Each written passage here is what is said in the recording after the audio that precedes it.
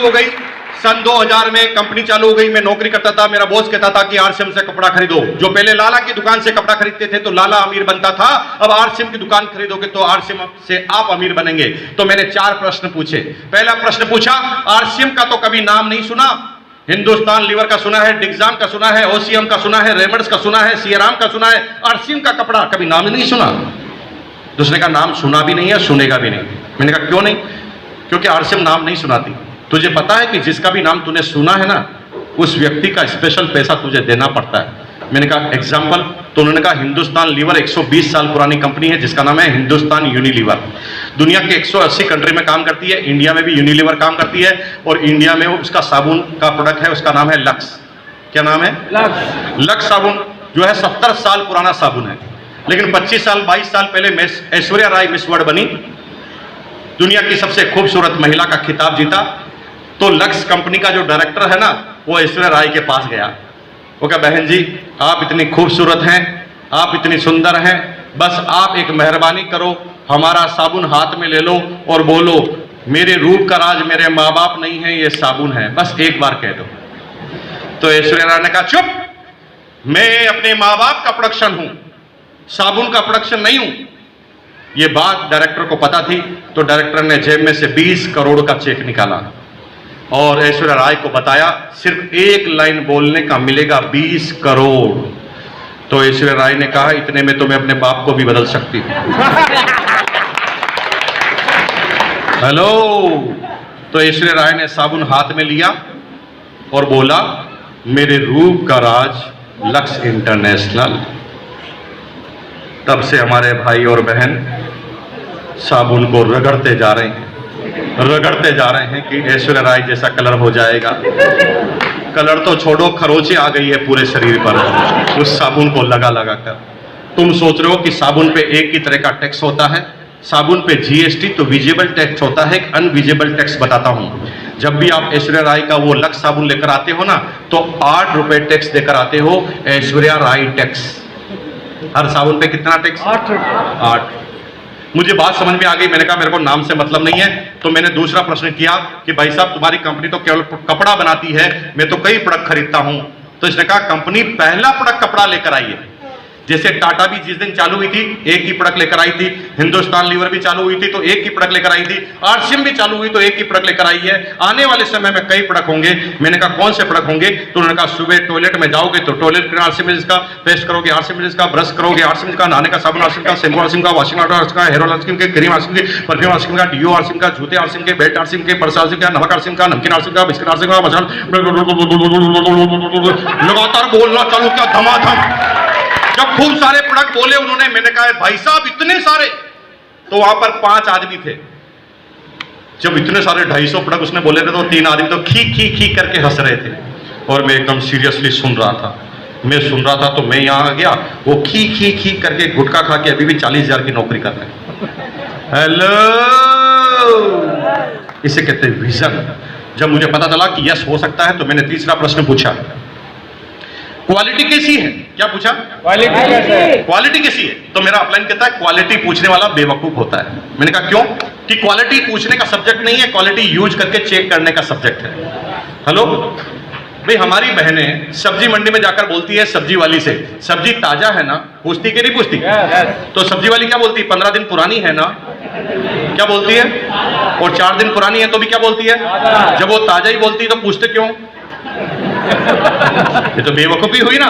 जब आंसर ही आपको पता फिर भी पूछ रहे हैं। ए भाई, आप मेरे से पूछोगे कि आरसीएम की क्वालिटी कैसी है, तो मैं क्या पागल हूं जो खराब बोलूंगा? मेरे को तो आरसीएम से कमीशन आता है भाई। तो क्योंकि आरसीएम की क्वालिटी कैसी है, मैं कहूंगा दमदार, इससे अच्छी कुछ हो ही नहीं सकती। लेकिन मेरे से पूछ रहे हो, बेवकूफ हो। पूछना नहीं। किससे पूछना? बाहर काउंटर लगा है, आरसीएम का पिकअप सेंटर पास में है, 9 रुपए दो, साबुन लो, नहाकर देख लो। 9 रुपए दो, बिस्किट खाओ, खाकर देख लो। 9 रुपए से नमकीन लेकर खाकर देख लो। अगर 9 रुपए नहीं है तो 1 रुपए का शैम्पू का पाउच लो, नहाकर देख लो। पूछकर क्या मिलेगा? कुछ भी नहीं मिलने वाला, बेवकूफी है। इसलिए मेलोडी खाओ, खुद जान जाओ। जो भी करना है खुद चेक करना है, ये पूछने का सब्जेक्ट नहीं है। आरसीएम ज्वाइन करने से पहले लीजिए बिस्किट का पैकेट और खा के दीजिए। गुड डॉट का स्टॉल लगा है। गुड डॉट आरसीएम का वो प्रोडक्ट है मेरे भाई 100% प्योर वेजिटेरियन, उन लोगों के लिए बना है जो 100% नॉन वेजिटेरियन है। एक ऐसा प्रोडक्ट निकाला, क्योंकि वेज और नॉन वेज के क्या नुकसान है मैं आपको बताता हूं।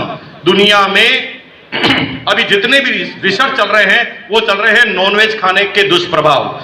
जब रेड मीट आप खाते हैं तो रेड मीट के इतने सारे दुष्प्रभाव हैं जो साइंस ने खोज निकाले।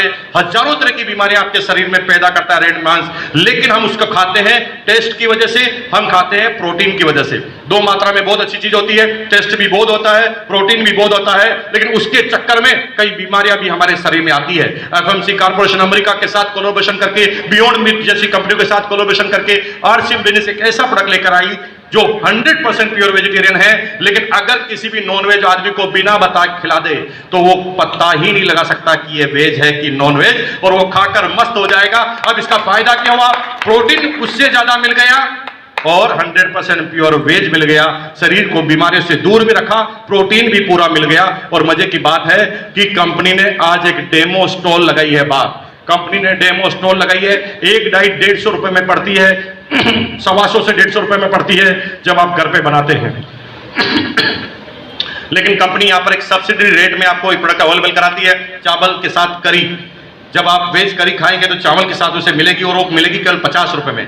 आज का खाना इसी को खाइए और आप पता लगाइए कि इस खाना खाने के बाद क्या हुआ। तो अभी का अभी आज का आज प्रोडक्ट टेस्ट भी हो जाएगा और पेट भी बढ़ जाएगा, उल्टा पुल्टा खाने से भी बच जाओगे। बाहर स्टॉल लगी है, वहां थोड़ा खाना कम मिलेगा, तो आप एक आदमी लेके 3-4 बार लेना, क्योंकि सबका नंबर ही नहीं आएगा, बहुत कम बना है जैसा मुझे बताया गया है। लेकिन आपके लिए फ्री में वो काम रखा है, 50 रुपए मात्र आपको चार्ज देना। तो क्वालिटी खाओ, खुद जान जाओ। जब तक क्वालिटी आप यूज नहीं करेंगे तब तक पता नहीं चलेगा। आप जब वो नॉनवेज की करी खाएंगे जो 100% वेजिटेरियन है, तो आपको पता चलेगा कि आरसीएम की क्वालिटी क्या है। आज खा के जरूर जाना, दिमाग मत लगाना। क्वालिटी के बारे में प्रश्न पूछा तो मैंने चौथे नंबर पर प्रश्न किया, भाई साहब रेट क्या है? रेट ज्यादा तो नहीं है? क्या पूछा? रेट ज्यादा तो नहीं है? तो उसने कहा रेट का जवाब भाई साहब कंटेंट देते हैं। कार 2 लाख की भी आती है, कार 2 करोड़ की भी आती है। कार की रेट डिसाइड नहीं होती, कार में लगे हुए सामान से रेट डिसाइड होती है। शर्ट 100 रुपए का भी आता है, शर्ट 3000 का भी आता है। शर्ट के नाम से रेट डिसाइड नहीं होती, शर्ट में जो क्वालिटी है उसके नाम से रेट डिसाइड होती है। हेलो, सही कह रहा हूं कि नहीं? भाई एक कार 2 लाख रुपए की है, यहां से आप पटना जाओ, एक 2 लाख की कार लेके यहां से पटना जाओ, तो कार ऐसी ऑटोमेटिक होती है कि सोकर उसके काम नहीं करते। साला पटना जाओ तब तक पूरे शरीर की ऑटोमेटिक मसाज हो जाती है। 3 दिन तक फिर सोना पड़ता है। और वो कार है ना, ऑटोमेटिक टेप रिकॉर्ड वाली कार होती है, जिसमें टेप रिकॉर्ड एकदम बंद होती है, लेकिन जो ही स्पीड ब्रेकर पे झटका लगता है कार का, ठंग मेरे अंगने में गाना चालू होता है ऑटोमेटिक, है ना। और गाना चेंज भी कब होता है? जब एक झटका और लगता है, फिर गाना चेंज। एक कार है 2 लाख की और एक कार आती 2 करोड़ की। 2 करोड़ की कार ना मालिक की शक्ल पहचानती है, और वो गेट यूं नहीं खुलता, वो गेट यूं खुलते हैं, टाक। मालिक जब कार में बैठता है ना, तो उसमें टेम्परेचर कंट्रोल नहीं करना पड़ता। आपके शरीर का टेम्परेचर जो ही सीट पर जो सेंसर लगे हैं उसके पास जाता है, वो ऑटोमेटिक आपके टेम्परेचर को कंट्रोल करते हुए एसी भीनी भीनी चालू कर देना चालू करता है। और भाई उसका स्टूडियो सिस्टम इतना पावरफुल होता है कि जिस गाने से सबसे ज्यादा नफरत है ना, वही गाना जब उसके अंदर चलाओ तो ऐसे लगता है जैसे प्रेमिका गाना गा रही है। और भाई उसके अंदर मसाजर लगे हुए हैं, है ना। मसाजर बैठते ही शरीर की आपकी मसाज होने चालू होती है। ऐसे मसाज करती है वो मशीन जैसे बीबी टांगे दबा रही है, हाथ दबा रही है। आदमी कब जाकर वो बॉम्बे पहुंच जाता है, कब वो पटना पहुंच जाता है, पता ही नहीं चलता। एक कार 2 करोड़ की, एक कार 2 लाख। तो एक शाना आदमी मुझे कहता है, बहुत सारे दिमागदार आदमी मिलेंगे भी बाहर आपको, वो प्रश्न पूछेंगे, कार तो कार है, जब कार में दोनों कारें में अगर आप पटना ही पहुंच रहे हैं तो 2 करोड़ लेने का क्या फायदा? हेलो, ऐसे शाने मिलेंगे, है ना। क्या फर्क पड़ता है? 15 मिनट का 2 करोड़ ज्यादा दिया जा सकता है क्या? ऐसी सी बातें करेगा, करेगा कि नहीं करेगा? मैंने कहा मेरे कार लाया हूं, तो उसने कहा इतनी महंगी कार लाने का क्या फायदा? मैंने कहा भाई साहब पटना जाते हैं तो पता ही नहीं चलता, पटना जाते हैं तो पता ही नहीं चलता, ऐसा करके क्या फायदा हुआ? साला 2 करोड़ लगाया और पता ही नहीं चलता। कम से कम ट्रैक्टर लाता तो पता तो चलता।